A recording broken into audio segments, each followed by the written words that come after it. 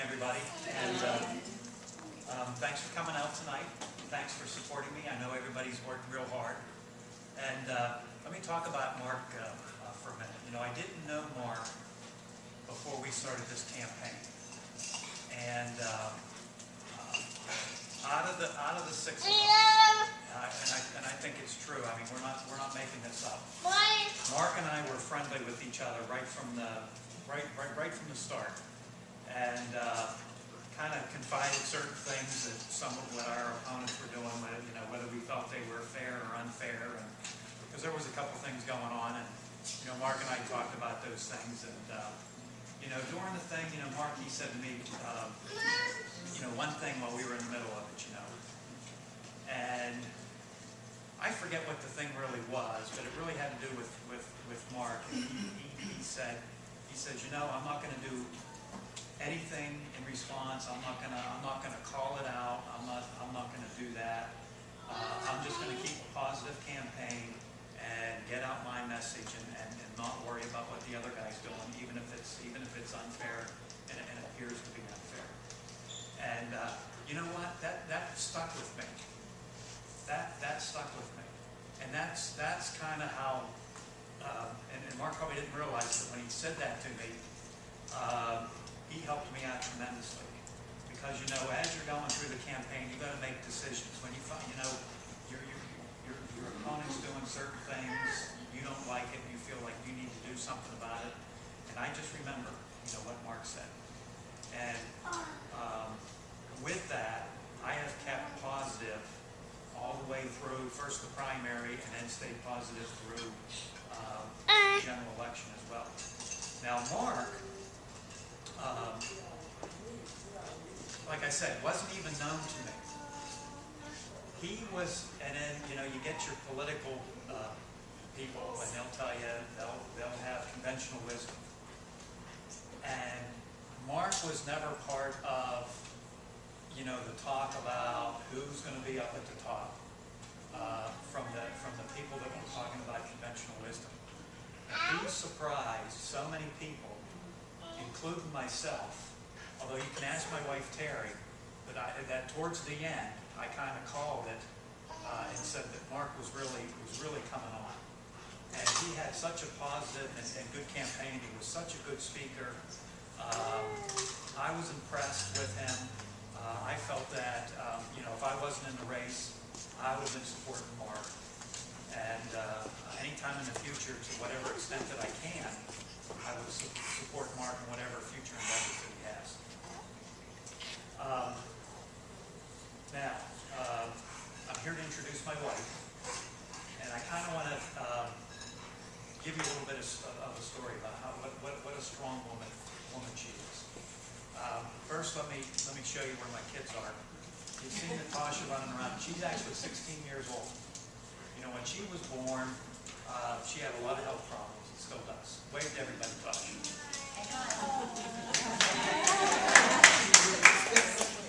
You know, she was born at 2 pounds and 12 ounces, and when she was 9 days old is when she had her first heart surgery. She's had over 50 surgeries since then in her 16 years. And I always say she's actually the toughest person that I know, even though she might look real frail to you, but she is tough as nails.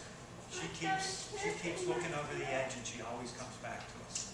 So we're really blessed for that. My next oldest here is Ashton.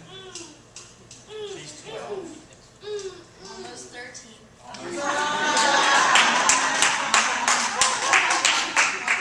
And her mother and I know it too.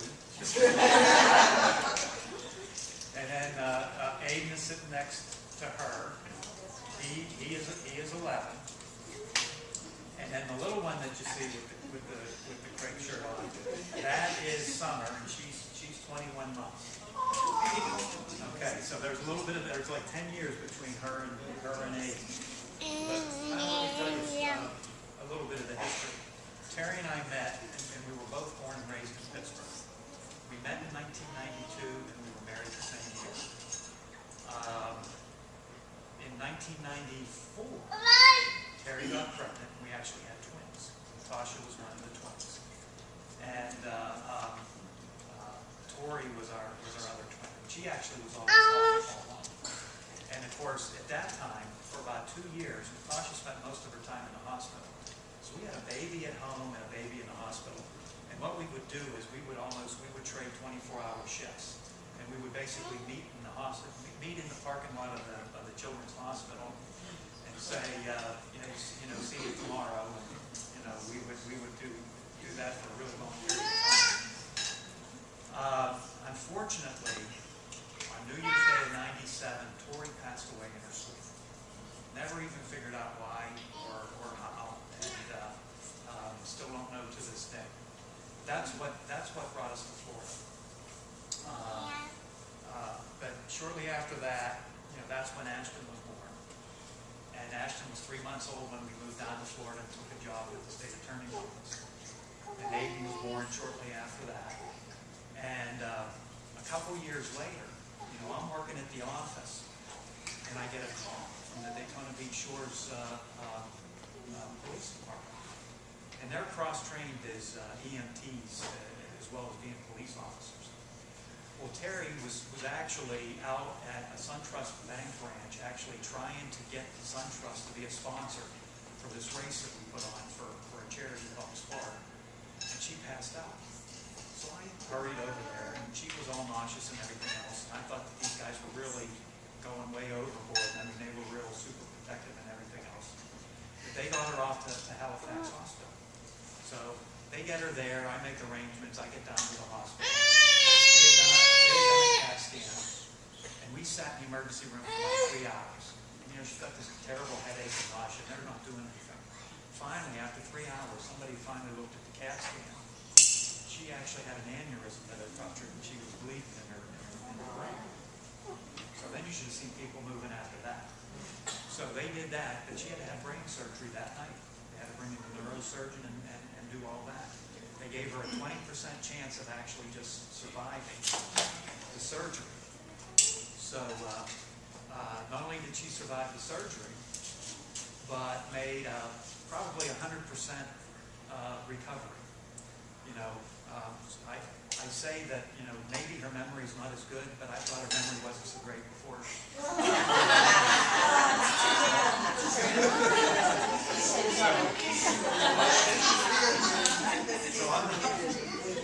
Especially when it comes to things that I've said. See, her memory's not the greatest. But she's done great. We always talked about adopting a child. She says, you know what, I'm not sure that I'm finished yet. And then after she had the aneurysm thing, I thought, okay, no, that was it. So over the next 2 years, she was recovering, and then even after that, she always kind of held out hope that she'd have a baby. So she'd come to me and she says, I'm late. And I say, well, you're getting to be the age where.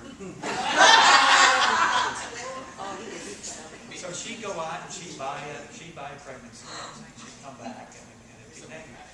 So this happens over a year or maybe 2-year period of time, and she goes out 3 or 4 different times and does this. Finally, she says to me, oh, I'm late.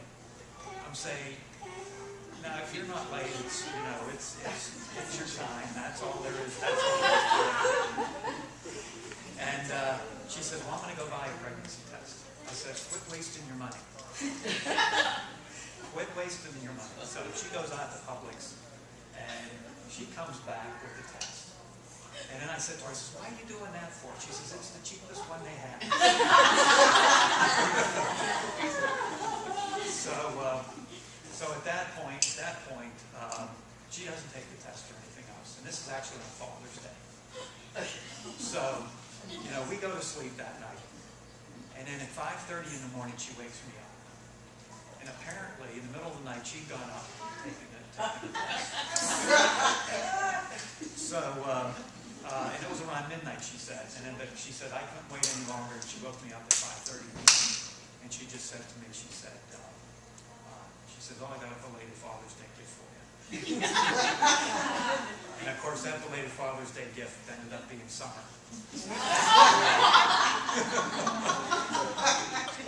But were blessed because we had a lot of risk factors, you know, because we lost a child. Natasha had all the health issues, and Terry had had her aneurysm, and we were already kind of at the age where that would be. And she came out healthy and happy as can be. And we have a blessed family. And you see the 4 kids with us tonight, and my wife. And just one last thing, you know, we've had early voting now for, I think, 9 days. She's been doing City Island down at Daytona Beach. It has no shade. No shade. She's been working that all day long, every single day there, and hasn't complained once about being tired or being there or anything. So I really appreciate her standing up for me. She's done that all along. Oh, you're a lucky man.